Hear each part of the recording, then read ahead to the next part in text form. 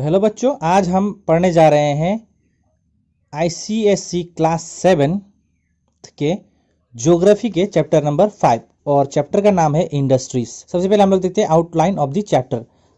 सबसे पहले है इंडस्ट्रीज का इंट्रोडक्शन। उसके बाद हम पढ़ेंगे need of industries in the world, दुनिया को इंडस्ट्री का क्यों जरूरत पड़ा, उसके बारे में हम पढ़ेंगे। फिर पढ़ेंगे हम factors affecting the location of the industries. उसके बाद हम पढ़ेंगे कि कौन कौन सा फैक्टर्स है जो इंडस्ट्री का लोकेशन को इफेक्ट करते हैं। ठीक है।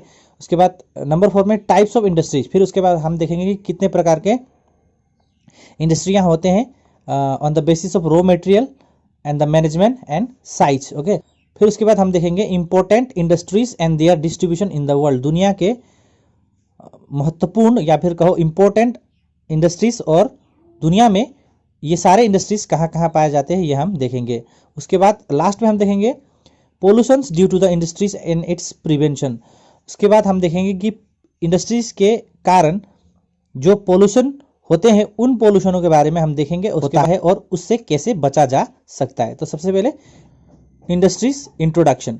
Manufacturing industries play an important role in the modern times. So अगर हम आज की दौर की बात करें, आज के मॉडर्न टाइम की बात करें, तो जो मैन्युफैक्चरिंग इंडस्ट्री से वो बहुत ही इंपॉर्टेंट रोल प्ले करती हैं।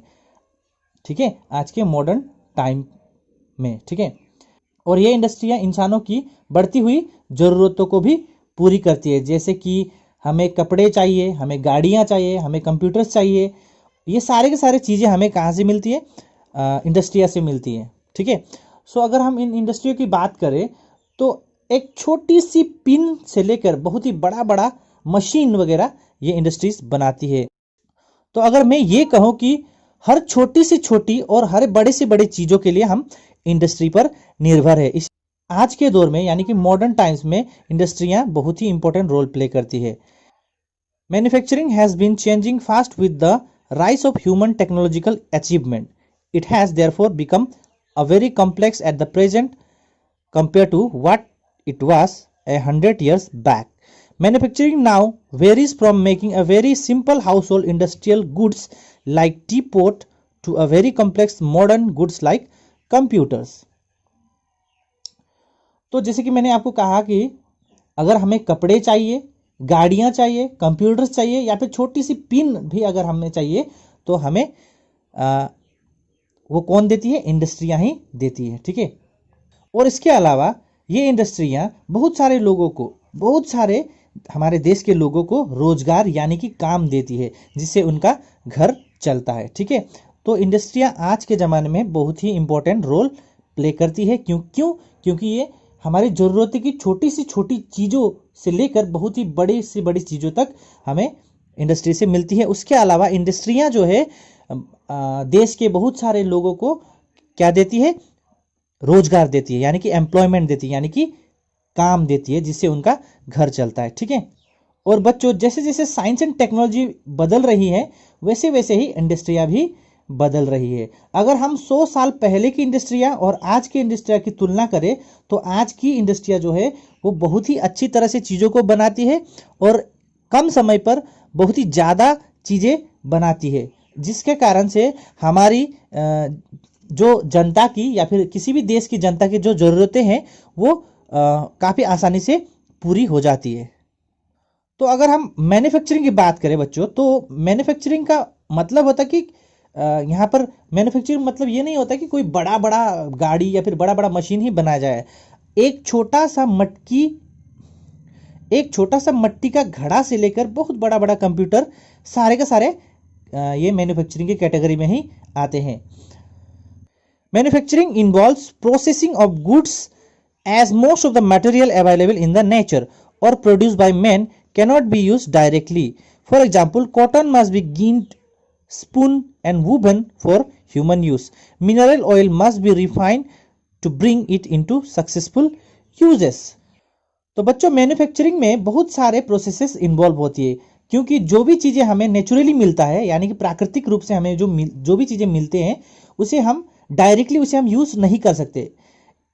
इसके लिए हमें कुछ प्रोसेसिंग करनी होती है, उनमें कुछ चेंजेस या फिर मॉडिफिकेशन लानी होती है और उसी को हम लोग क्या कहते हैं? मैन्युफैक्चरिंग कहते हैं। तो बच्चों मैन्युफैक्चरिंग का मतलब होता है कि नेचर से मिली हुई चीजों को थोड़ी सी मॉडिफाई करके या फिर प्रोसेसिंग करके, थोड़े से प्रोसेसिंग या फिर मॉडिफाई करके उसे हम इस्तेमाल कर सकने वाली वस्तु बनाते हैं, उसी को हम क्या कहते हैं, मैन्युफैक्चरिंग कहते हैं। ठीक है, जैसे कि कॉटन को गीन करके या फिर उसके बाद स्पिनिंग करके फिर वीविंग करके हम लोग क्या करते हैं, उसको कपड़े में बदलते हैं।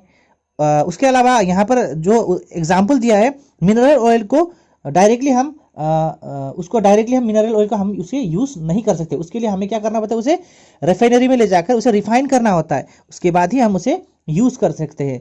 तो इसी को क्या कहते हैं, मैन्युफैक्चरिंग कहते हैं। तो फिर से मैं कहता हूं आपको, मैन्युफैक्चरिंग का मतलब होता है कि नेचर से जो भी चीजें हमको मिलती है, नेचुरल जो भी चीजें हमको मिलती हैं, उसे थोड़ी सी मॉडिफाई करके या फिर उसमें थोड़ी सी प्रोसेसिंग करके उसे इस्तेमाल कर सकने वाली वस्तु को बनाना, उसे ही हम क्या कहते हैं, उसे ही हम मैन्युफैक्चरिंग कहते हैं।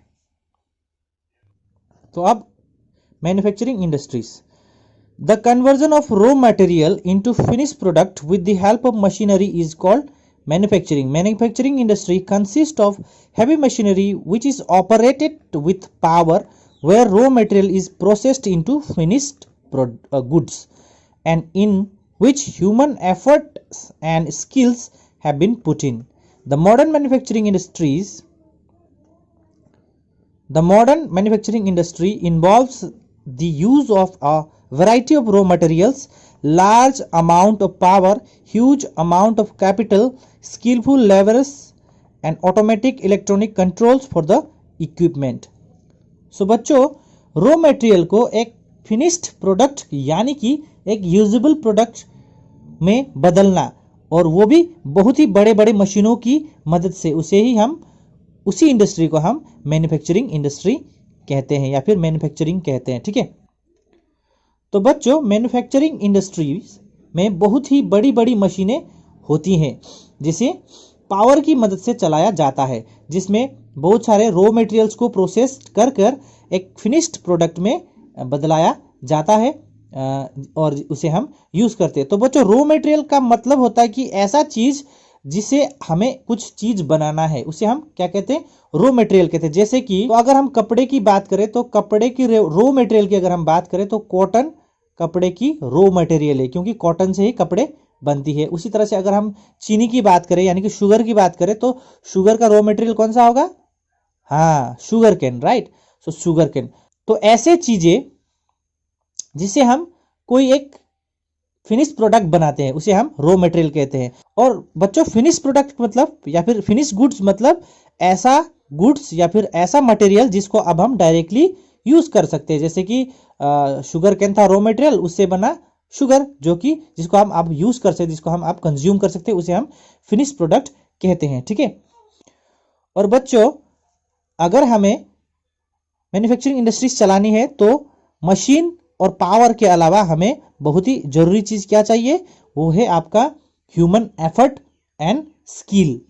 तो ह्यूमन एफर्ट और स्किल का भी जरूरत पड़ता है। तो आज के दौर की अगर हम बात करें तो आज के दौर के जो मॉडर्न मैन्युफैक्चरिंग इंडस्ट्रीज है उनमें बहुत सारे चीजों का इस्तेमाल होता है, बहुत सारी चीजों को इस्तेमाल किया जाता है, जैसे कि रॉ मटेरियल्स हो गया और लार्ज अमाउंट ऑफ पावर, बहुत सारे पावर।